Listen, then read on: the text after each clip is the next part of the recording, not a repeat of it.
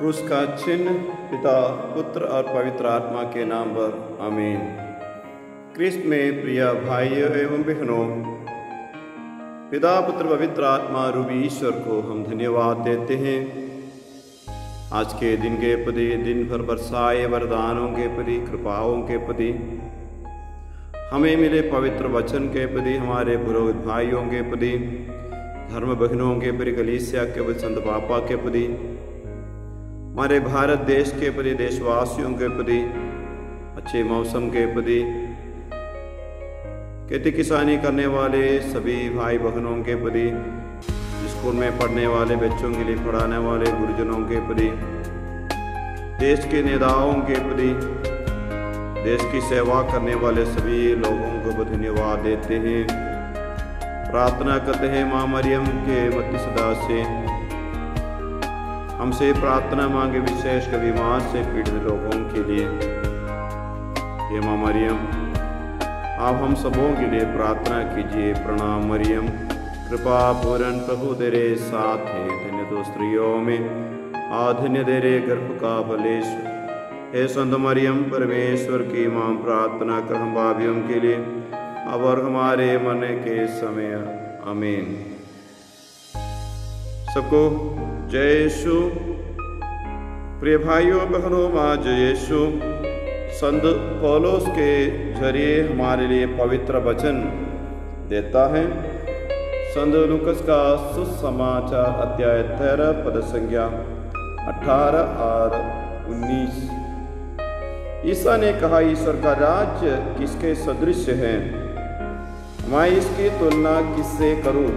वह उस राई के दाने के सदृश है जिसे लेकर किसी मनुष्य ने अपनी बारी में बोया।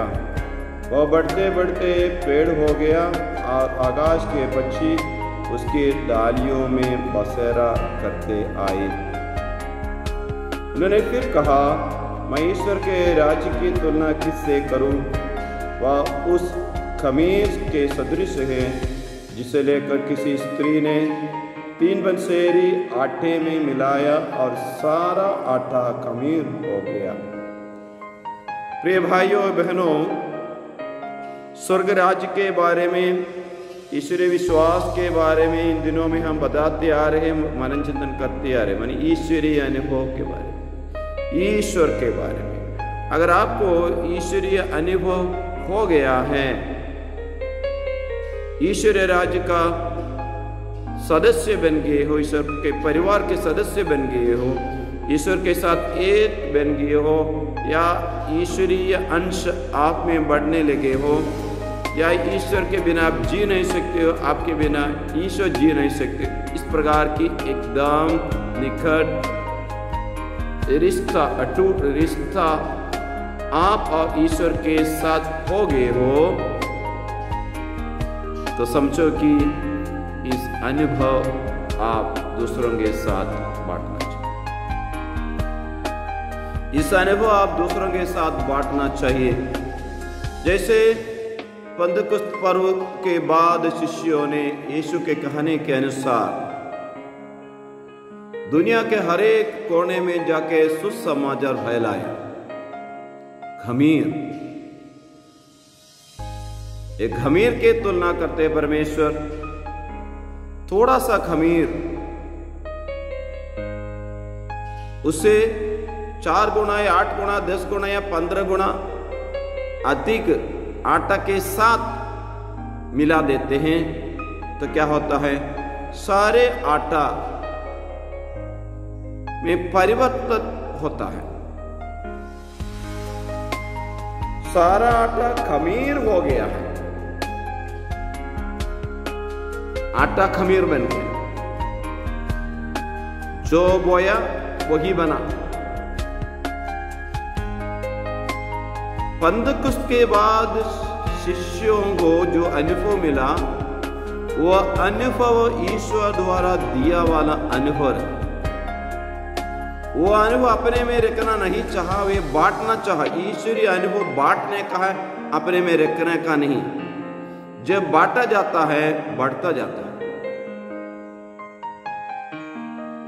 ईसा मसीह का प्रेममय जीवन की कहानी दुनिया के हर एक व्यक्ति के जीवन तक पहुंचाने की एक बुलाहट है ईसा में विश्वास करने वाले हर एक व्यक्ति का। ये बात को अपना कर्तव्य समझना चाहिए।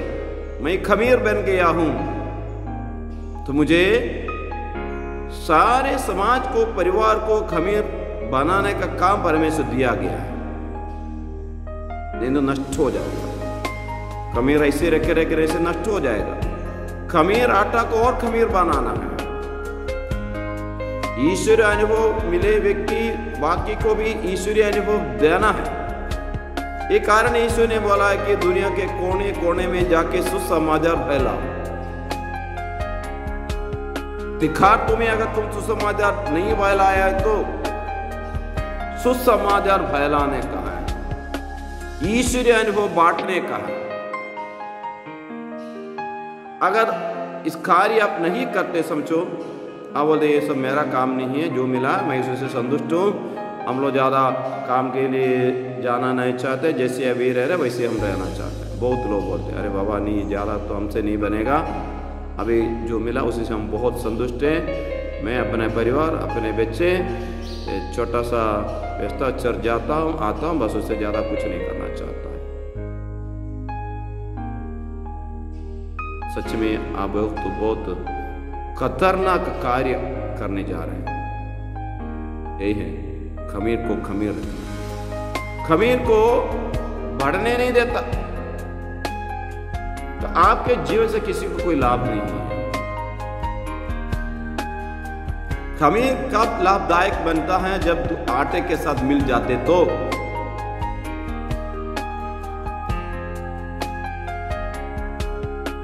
रोटी बनना है तो आटा खमीर हो जाना चाहिए। मुक्ति प्राप्त करना है तो इस पूरे दुनिया में ईश्वर जन जाना है, ईश्वरीय अनुभव नहीं मिलना है। ये कार्य कौन करेगा? आप करोगे, मुझे करना है। इसलिए प्रभु ने मुझे खमीर बनाया, विश्वासी बनाया, अनुभव दिया, ईश्वरीय व्यक्ति बनाया, अपनाया, ईश्वर वचन दिया, पवित्र संस्कार दिया, पवित्र आत्मा से भर दिया, दोबारा जन्म दिया, स्वतंत्रता दिया है, बुद्धि को आलोकित किया, बुद्धि में रोशनी डाला है, शरीर को ताकत दिया है, चलने का, करने का, बोलने का। खमीर बन गया तो बना दो बाकी को भी। इसका तो लेकर हमें जरूर देना होगा परमेश्वर के समक्ष। पूछेगा कितने के साथ तुम बांट दिए हो? ये आनंद का अनुभव, स्वर्गीय अनुभव कितने लोगों के साथ बांट दिए हो? क्या बोलोगे आप? नहीं, मैं किसी के साथ नहीं, जो मिला मैं अपने परिवार के 2-3 लोगों के साथ अच्छा से।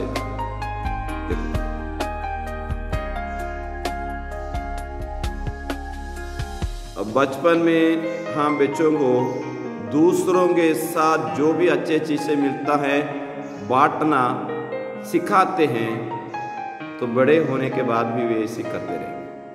और बचपन में हम बच्चों को बोले नहीं देखो ये किसी को नहीं देने का नहीं, ये अच्छा खाना है, अच्छा कपड़ा दूसरों को मत दो, तुम ही पहनो, तुम्हारे लिए दिया, मैं तुम्हारा मामा दिया वाला गिफ्ट है, अपने पास रखिए, दूसरों को मत रखिए। अभी मैं याद करता हूँ, मेरे घर में 2 छोटे बच्चे हैं, छोटा भाई का 2 बच्चे हैं, जो 3 साल या 4 साल के थे। उनको उनका जन्मदिन में बहुत सारे लोग गिफ्ट दिए, कोई छाता दिया, कोई घड़ी दिया है, कोई कपड़ा दिया, ये दिया, वो दिया, बहुत सारे।